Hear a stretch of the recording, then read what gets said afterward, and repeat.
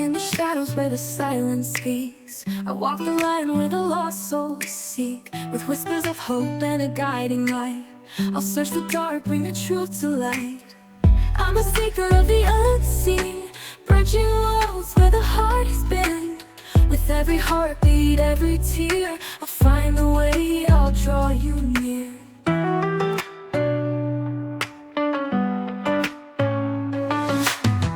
Through the echoes of the past I tread, unlocking stories of the words unsaid. With every vision I'll stand my ground. In the name of love, the lost will be found. I'm a seeker of the unseen, bridging worlds where the heart has been. With every heartbeat, every tear, I'll find the way, I'll draw you near.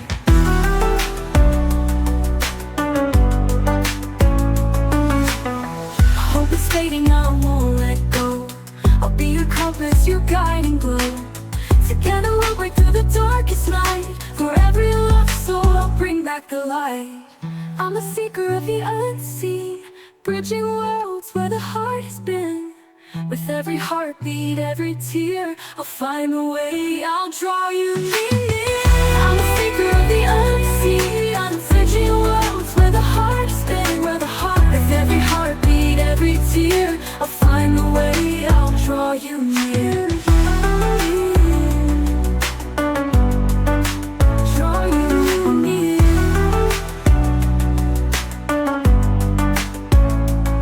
Through the echoes of the past I tread, unlocking stories of the words unsaid. With every vision I'll stand my ground. In the name of love, the lost will be found. Through the echoes of the past I tread, unlocking stories of the words unsaid. With every vision I'll stand my ground. In the name of love, the lost will be found. Through the echoes of the past I tread, unlocking stories of the words unsaid. With every vision I'll stand my ground. In the name of love, the lost will be found. When hope is fading, I won't let go. I'll be your compass, your guiding glow. Together we'll break through the darkest night. For every lost soul, I'll bring back the light.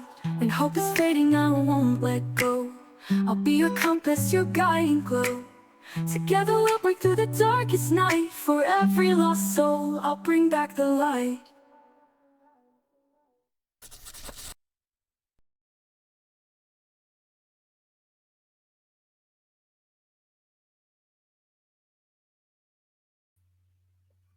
Hi guys, and welcome back to the Psychic Sleuth channel. So today I'm going to be doing in-depth profile for Emily Pike's perpetrator. I did send in a little bit of a tip today. Don't know how they're going to take it. I didn't say where I got the information from, and it's not as in-depth as this, but I got this later. So the stuff I sent in, I kind of were just hits I got just really quick, and they were main hits. I got a main hit today when I was actually talking with someone, and I found something out, and it kind of led me down this like rabbit hole. So people have to understand that whenever you're working on cases, like you're getting clues and stuff, and you do have to research why you get those clues. That's the only part of research that I ever do. I don't research a case prior. I just have to find out why I'm seeing what I'm seeing and see how it makes sense, if I can. So I need to make that clear. All right. So real quick before we get started, all the ways to support me are down below. The tips are appreciated, but not necessary. The raffle is going on there. It's going to go on for a couple more days unless I extend it, depending on if people need me to. Just let me know in the comments. It's going to be one ticket for $10, two for $18. You can win either a 30-minute or a 20-minute reading of your choice. Also, I am an ambassador for Otter Spirit. They have these awesome bracelets. I wear them all the time. They are astrology. They have astrology packs.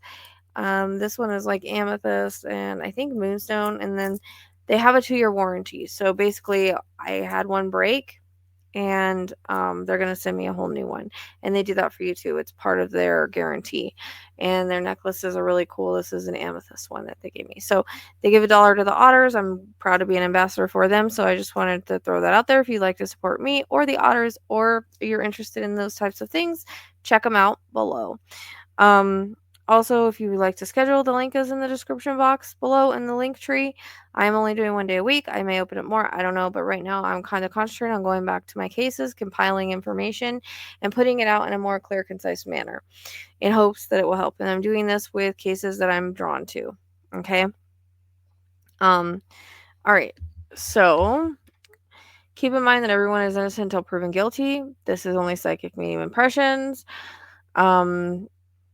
Sometimes I validate things with astrology, but this is what I have, okay? So what I like to tell people is if anybody comes across a suspect or a person, you know, and they feel like this hits, that's what I told whenever I sent my stuff to the police, that it's just to keep in the back of your mind, okay? I feel very, very strongly connected to this case, and I'm trying to be a voice for the voiceless. I'm trying to do my job and do the best that I can. And recently, I had kind of I don't know, a revelation on who I was and what I meant to do. So that is partly why I'm going back over things and kind of seeing how I can compile everything to give you guys better information, more clear information. Okay. So this is for 1525. All right. He's connected to the mining community. He's an earth worker, works with his hands. By the way, I'll try to read as slow as I can, but I do have ADHD, Mercury's in Aquarius. I tend to talk fast. I get disoriented when I read. You can slow me down via YouTube. Okay. You don't need to make comments about it. All right. He's an earth worker and works with his hands and also heavy equipment. He may drive a semi or a large truck. There has been some type of squabble over native land and has possibly his or mining land, affecting his job or home environment. He may live on the border between two, meaning he may border native land and lives near where Emily was found and knows the area well. He does travel through. He has brown hair and blue eyes. His eyes may be a bit more memorable. He has a possible red Peterbilt truck or something similar. He may haul heavy equipment. There is a black personal truck. He is racist towards natives and blames them for something about the mining industry and the land. He lives on his own in a trailer that is in the desert mountain area. Again, bordering native land or close by and not far from where Emily was found. She was placed there as an FU to tribal community. He does troll the area by the group home and places. He seems like a helpful person, has ruses to make someone feel safe, has a picture of a fake or real daughter on his dash, and a reference again to black and white Aussie pup. I don't know why that's coming in, but it does.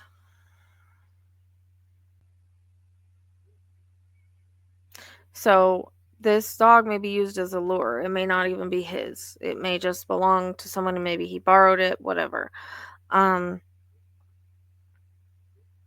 that he knows, okay? But I keep getting it. So something to make Emily feel safe or anybody else. All right. If a woman is involved, as stated, it is for the manipulation, like he manipulates her. She may have been paid to lure or in some other capacity. This included anger as a motive as well as the sexual control due to anger. He knows the native beliefs and understands what it means for someone to be without hands in the native belief, meaning they can't move on. There is also a control element to taking them and a symbolism as well as a trophy. To dismember is to undo what is done. He has a serial predator tendencies. His type is native women, late 40. He's late 40s, early 50s. I'm leaning towards 53 though, but he may look younger. May not look his age. He has a twang and is kind of country or talks that way. That could be fake too. She may have seen him before. If she hitchhiked with someone, which was validated today, she was picked up by the wrong person. But again, would probably have seen her before. She was also maybe offered a joint or something at some point. He has a shop on the property, which includes a saw. The trailer seems to be white and older looking. He lives alone, is a bit secluded and kind of odd. He has a lot of dust and sand around the property, and it's secluded, like in the middle kind of nowhere. He does travel through and across boundaries. Some kind of squabble with the natives has caused issues with work and or home or both. He knows the area and visits it, so surveillance would be good. He probably has other victims or will. This was a hate/sexual crime. He may have alcoholic tendencies or drink a lot and works with his hands, is physical and works with the earth and dirt and heavy equipment. He likes to comb his mustache in the mirror a lot when he has one. He may or may not always have it. I've seen him both ways. He could be divorced and also smokes. Squabble over land is very heightened, or disagreements with natives. I'm hearing something about a town meeting he may have attended and been a bit angry. The name Jem comes in, also been. Um, he will strike again if given the chance and another vulnerable woman crosses his path. This is against the native race and their community. He has a dual personality. I feel like Emily was very much abused prior to her demise, and he had fun with her, so to speak. She was very much deceived, then taken control of. He may struggle with identity issues and be a narcissist. He can emotionally connect. He may seem detached and can be unpredictable, flying off the handle for no reason. He blends in, as I stated, a chameleon, and can blend into community surroundings. He may do delivery job or some sort. He was prior military, as I've stated before. He may have worked again in construction, but his background in mining and truck driving. He is cold and calculating and is determined to conceal things well, unless he wants things known. He is from the area and knows it well. He may seem very secretive and rigid. He's probably depressive or avoidant for the most part in his everyday life. As stated before, he lives in isolation and in remote locations and uses ruses to seem friendly to people, to seem friendly to people, and makes up stories. He has a controlling and judgmental personality. He may have felt that Emily felt like she was too good for him, as he doesn't see her as a child. They may have crossed paths before. He's pretty average looking except eyes. Work clothing such as boots. He's obsessive about certain things at times. He has a history of violence towards women or control issues. He could not live far from the body, maybe 10 to 30 miles or so. Globe Claypool are possible or outskirts of Superior, off-grid or remote. Um, it it may seem broken down or deserted. He could have a history of stalking and watched her many times before acting. He could even be younger than 50s, but it just feels like he's older. He's very physical in his labor and works with his hands, machines, trucks, and land excavation.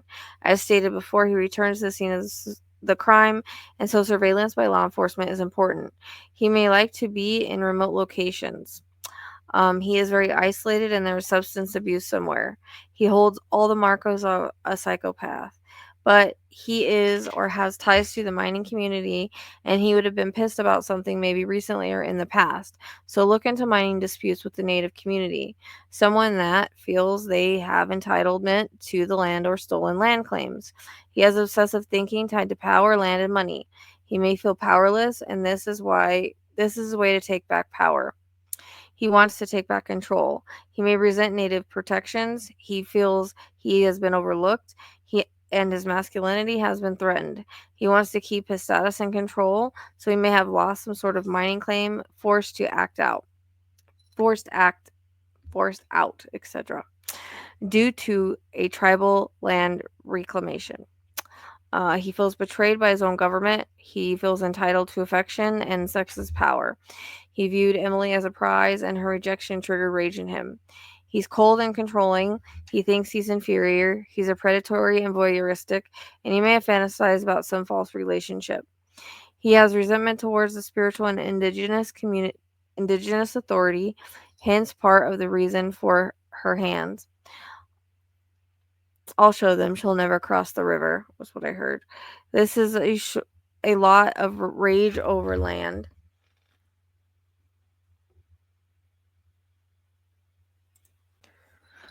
So there is a long-standing grievance with native land protections. He is white, possibly 40s to 50s, but can be in his 30s. I'd say around 53 to 54, though. But again, he looks younger Ages are very hard because sometimes people look younger and they're older and vice versa. He is financially strained and lost access to work or property. Misogynistic and racist views towards Native women in the community.